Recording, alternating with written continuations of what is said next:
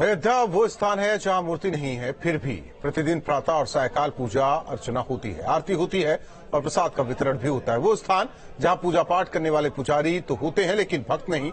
मान्यता इतनी कि उस स्थान पर खुद प्रधानमंत्री मोदी भी अपना सिर झुकाकर पूजा अर्चना करते हैं। मूर्ति के स्थान पर वहां केवल एक स्तंभ है जिस पर श्री राम की पताका फहरा रही है। लेकिन पहली बार गर्भगृह में पूजा के विजुअल जनता के सामने आए हैं जब रामलला गर्भगृह में विराजमान है।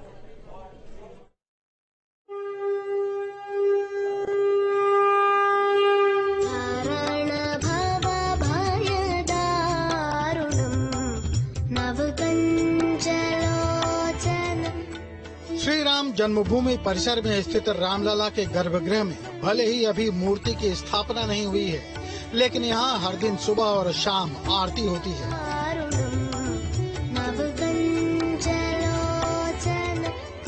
यहाँ केवल एक स्तंभ भी है जिस पर श्री राम की पताका फहराती है। हालांकि पहली बार इस आरती के दृश्य आप लोगों तक पहुँच रहे हैं, जिसमें पुजारी को रामलला की आरती करते हुए देखा जा सकता है।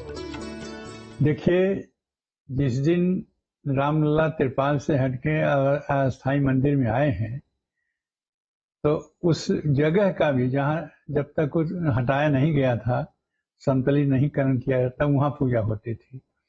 जब समतलीकरण किया गया तब उस जगह जहाँ पर रामलला विराजमान है, वहाँ पर एक झंडा गाड़ा गया चिन्ह के लिए। तो उसको जब समतलीकरण किया गया तब वहाँ गाड़ा गया, वहाँ पूजा उस समय होती थी। फिर मंदिर बनने लगा तो चारों ओर उस जगह जहाँ की रामलला को विराजमान है, जहाँ उनको सिंहासन स्थापित किया जाएगा, जहाँ विराजमान होंगे, उस जगह मंदिर बन रहा है और उस जगह पूजा हो रही है, आज भी हो रही है। वो प्रतिदिन पूजा उसकी होती है। 23 अगस्त 1949 में इस स्थान पर रामलला की मूर्ति प्रकट हुई थी। हालांकि विवाद के बाद इस स्थान को बंद कर ताला लगा दिया गया था और मुकदमा अदालत में पहुंच गया था। 6 दिसंबर 1992 को विवादित ढांचे को ध्वस्त कर बांस बल्लियों से बनाए गए अस्थायी मंदिर में तिरपाल के नीचे रामलला का पूजन अर्चन शुरू हुआ था।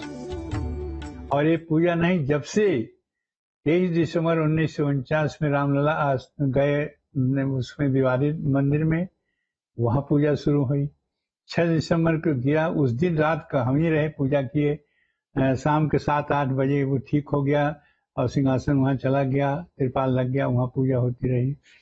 उसके बाद में वहाँ तिरपाल लग गया, पूजा 28 वर्ष तक हुई। फिर उसके उसी भूमि की अब वहाँ से रामलला हट गए, अस्थाई मंदिर में चले गए, तब भी उसकी पूजा हुई। भगवान अपने घर से पिछले करीब 500 वर्षों से बेदखल रहे। करीब 491 वर्षों तक सनातनियों ने अपनी छाती पर इस विवाद का बोझ सहा।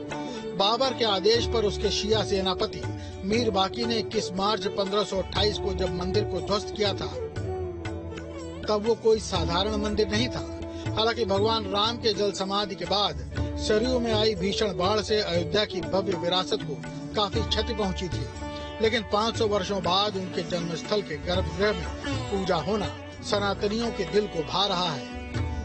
गर्भगृह में भगवान को सुबह हम लोग भगवान यहाँ पे अस्थाई मंदिर में, लेकिन वहाँ हम जाते हैं भूमि पूजन के लिए, क्योंकि भगवान का वहाँ पे अस्थाई मंदिर के बाद जो भी अस्थाई मंदिर बन रहा वहाँ पूजन होता है। इसलिए हम लोग सुबह जाते हैं और सुबह पुरुष सूत्र मंत्र द्वारा 16 मंत्र द्वारा भगवान का भूमि पूजन वहाँ किया जाता है। वहाँ आरती होता है, जल से भी दिखाया जाता है, जल आरती करते हैं। जैसे होता आरती करते हैं, ओम चंद्रमा सो जातक चक्षु सूर्य श्रोत्र वायु प्राण से मुखादग्नि जाए, इसलिए आरती भूमि पूजन भूमि विधान से होता है। अयोध्या कहते हैं जहाँ त्रेता युग में कोई युद्ध नहीं लड़ा गया, कलयुग में इसी राम मंदिर की वापसी के लिए 76 युद्ध लड़े गए और अब यहाँ रामलला फिर से विराजमान होने वाले हैं। 22 जनवरी 2024 में रामलला अपने अस्थायी मंदिर में इसी स्थान पर बने गर्भगृह में भव्य अनुष्ठान के बीच प्राण प्रतिष्ठित किए जाएंगे। जब तक प्राण प्रतिष्ठा कार्यक्रम नहीं होता और पूजन अर्चन शुरू नहीं होता, तब तक रोजाना इस स्थान पर पूजा अर्चन और आरती होती रहेगी। श्री राम जन्मभूमि परिसर में स्थित गर्भगृह ही वह स्थान है जिसे सबसे अधिक पवित्र माना जाता है और इसकी सबसे अधिक महत्ता भी है। Team news state.